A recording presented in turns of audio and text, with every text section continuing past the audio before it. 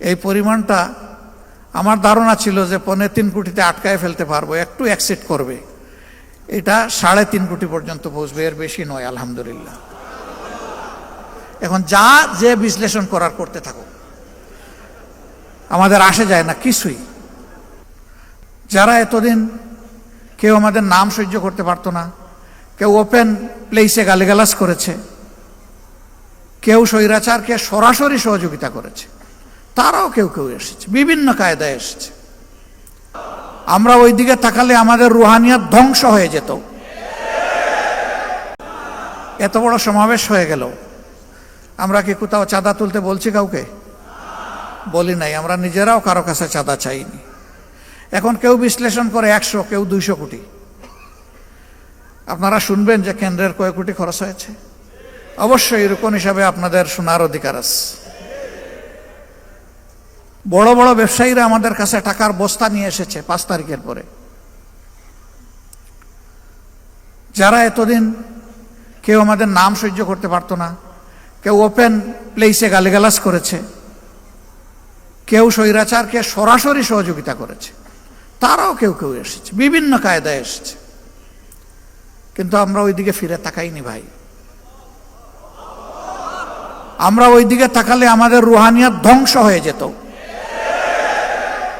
30-35টা আসনে ইলেকশন করার সময় আমরা যে পরিশ্রম করেছি, যে আর্থিক কুরবানি দিয়েছি, যে পেরেশানি করেছি, এখন যদি তার 10 গুণ আসনে আমাদেরকে নির্বাচন করতে হয়, তাহলে ওই জিনিসগুলো 10 গুণ বাড়াতে হবে ইনশাল্লাহ।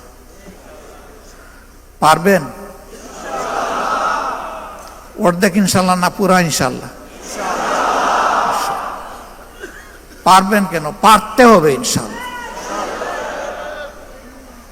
এবার যাদের ব্যাংক ব্যালেন্স আছে ওখানে হাত দিতে হবে। এটা আপনার না, এটা আল্লাহ তাআলার। ওখান থেকে আগে কত বিনিয়োগ করবেন তাড়াতাড়ি সিদ্ধান্ত নেন। তবে আমার অভিজ্ঞতা হচ্ছে আমাদের গরিব ভাইয়েরাই ধনী। সচ্ছলরা আমার কথায় রাগ করবেন না, নিজেকে মিলিয়ে নেবেন।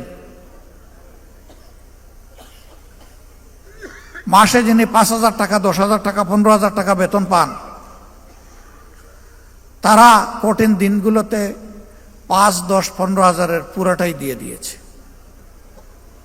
কিন্তু আমাদের সচ্ছল ভাইয়েরা চিন্তা করেছেন, আমার তো এক মাসে 1 কোটি টাকা, আচ্ছা কত দিলে সবার চাইতে বেশি হবে? আপনি সবার সাথে কম্পিটিশন করতে গেলেন কেন? আল্লাহ আপনাকে যে নিয়ামত দিয়েছেন, আপনি আপনার সাথে কম্পিটিশন করেন। তাইলে তো আপনি নিজের উপরে ইনসাফ করতে পারবেন। বড় বড় ব্যবসায়ীরা আমাদের কাছে টাকার বস্তা নিয়ে এসেছে 5 তারিখের পরে। যারা এতদিন কেউ আমাদের নাম সহ্য করতে পারতো না, কেউ ওপেন প্লেসে গালিগালাজ করেছে, কেউ স্বৈরাচারকে সরাসরি সহযোগিতা করেছে, তারাও কেউ কেউ এসেছে, বিভিন্ন কায়দায় এসেছে। কিন্তু আমরা ওই দিকে ফিরে তাকাইনি ভাই। আমরা ওই দিকে তাকালে আমাদের রুহানিয়াত ধ্বংস হয়ে যেত। আঠালের মতো লেগেছিল কেউ কেউ 1 কাপ চা খাওয়ার দাওয়াত। যখন সাড়া দিতে পারলাম না বলে যে 5টা মিনিটের জন্য আসবো, উনার বাসায় যদি 1 কাপ চা খাইতে পারে, এটাও সাড়া দিতে পারলাম না। তারপরে বিশাল এক অ্যামাউন্টের প্রস্তাব দিয়ে পাঠাই দিস। আল্লাহু আকবার। এই ক্ষেত্রে আল্লাহ তাআলাকে ভয় করেছি এবং ধৈর্য ধরার চেষ্টা করেছি। বিভিন্ন হেলিকপ্টারের মালিক আসছে, আয়সা বলছে যে এখন থেকে যখন লাগবে বলবেন, বলার সাথে সাথে পেয়ে যাবেন। হ্যাঁ বলি নাই, বলছি দেখব।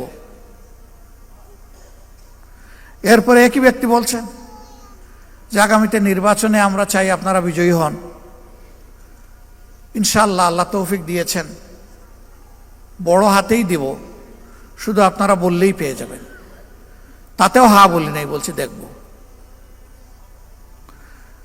এইরকম যারাই অফার দিয়েছেন, নিজেদের জ্ঞান বুদ্ধি অনুযায়ী প্রথমে তাদের ব্লাড সুগার দেখেছি যে সুগার ঠিক আছে কিনা, এরপরে আল্ট্রাসাউন্ড করেছি যে ভিতরের পার্টসগুলো ঠিক আছে কিনা, সন্দেহ হলে সিটি স্ক্যান করা হয়েছে, এনজিওগ্রাম এবং শেষ পর্যন্ত এমআরআই করে যখন নিশ্চিত হয়েছি বেজাল, তখন বলেছি কালু সালামা।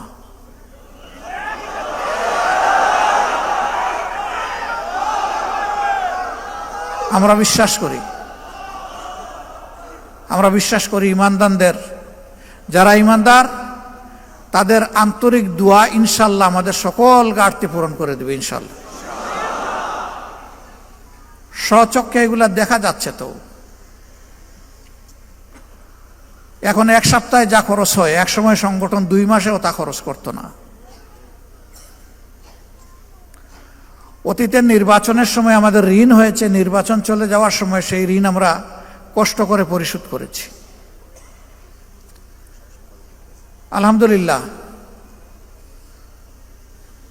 এই যে মুমিনদের অন্তর আল্লাহ তাআলা নরম, তরল, কোমল, মানবিক, দরদি, মায়াবী করে দিয়েছেন, এখন কোনো ক্ষেত্রে আমাদের কোনো ঋণ নাই।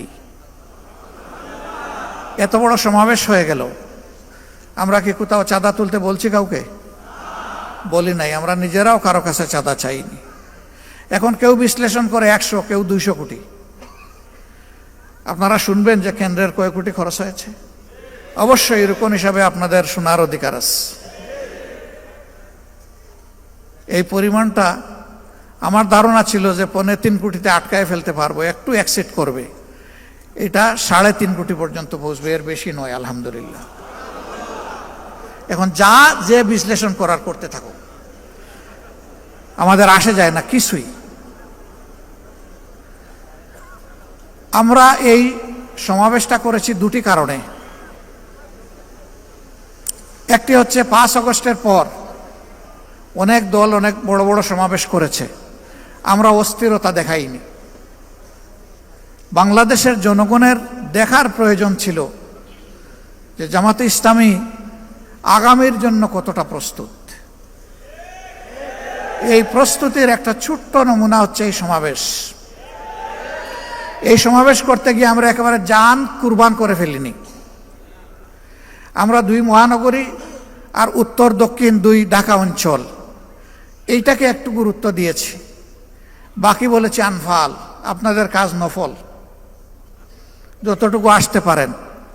সবাই বলেছে একটা কৌটা দিলে ভালো হয়, দিলাম। আলহামদুলিল্লাহ, মুফস্সলের বেশিরভাগ এলাকা থেকে আমরা যা কৌটা দিয়েছি তার চেয়ে বেশি এসেছে। এরকম একটা সমাবেশ হলে 200 কোটি টাকা তো হিসাব করতে হবে। তার কারণ হলো খাওয়া দাওয়ার ব্যবস্থা করা, তার কারণ হলো আবার হাতে কিছু তুলে দেওয়া। কিন্তু না, এখানে যদি আমরা ওই সমাবেশে বলতাম যে বিভিন্ন জায়গায় বাক্স রাখা আছে, যে যা পারেন দিয়ে যান, আমার ধারণা বাক্সগুলা সংকুলান হতো না। কেন? প্রত্যেকটা মানুষ বিশ্বাস করে আমার হালাল রুজি থেকে যা দিব আল্লাহর দরবারে তা হবে আমার পক্ষ থেকে বিনিয়োগ। বিনিয়োগ করলেই তো আপনি লাভের আশা করবেন, মূলধনও টিকে থাকবে। এই জন্য তো আল্লাহ তাআলা বলেছেন, উদাহরণ দিয়ে, যেন একটা শস্য বীজ তুমি রোপণ করলে, এটা থেকে একটা গাছ জন্ম নিল, তার থেকে 60টা ছড়া বের হলো, প্রত্যেকটা ছড়ায় 100টা করে দানা যুক্ত হলো। এরপরে এটা হলো কোরআনের ভাষা। হাদিসের ভাষা হলো আল্লাহ যার পর বেহিসাব খুশি হবেন তারে বেহিসাব দিবেন, কোনো হিসাব নাই।